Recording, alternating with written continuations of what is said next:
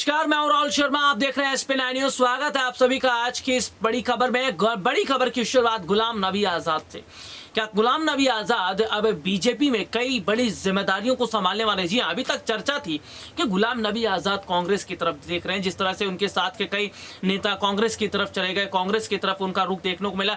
लेकिन अब जो चर्चा हो रही है, अब जो खबर आ रही है, वो कहीं ना कहीं ये जाहिर तौर पर बताती है कि गुलाम नबी आजाद को क्या बीजेपी में एक बड़ा रोल मिल सकता है। गुलाम नबी आजाद अगर बीजेपी की तरफ जाते हैं तो बड़ा फायदा मिलेगा। हालांकि इन सब के बीच में अगर चर्चा जिस तरह से लेकी जा रही है कि 2024 को लेकर भी इस साल के अंत में 3 राज्यों में चुनाव है, यूपी में निकाय चुनाव होने वाले, तो तमाम तरह से विपक्षी पार्टियां काम कर रही है। और देखिए, बीजेपी भी ये बात जान रही कि अभी कई चुनाव के नतीजे सामने आए, उसमें लगातार उनको एक के बाद एक झटका लगा। तो जो मौजूदा समय की स्थिति है, जो मौजूदा समय के हालात है, उसने कहीं ना कहीं ये जाहिर तौर पर बताना शुरू कर दिया कि लगातार बीजेपी की तरफ से काम शुरू कर दिया गया है। बीजेपी लगातार न सिर्फ 2024 की तैयारी कर रही है, बल्कि कई नेताओं को अपने साथ मिलाने की तैयारी कर रही है। और इन सब के बीच में गुलाम नबी आजाद एक ऐसे चेहरे जो बहुत वरिष्ठ नेता हैं कांग्रेस पार्टी में, अगर मैं कहूं तो 30 से 40 वर्ष तक उन्होंने बिताए हैं। तो इस तरह की स्थितियां इस वक्त जो बनी है, वो जाहिर तौर पर यह बताती हैं कि गुलाम नबी आजाद अगर बीजेपी में आते तो शायद उन्हें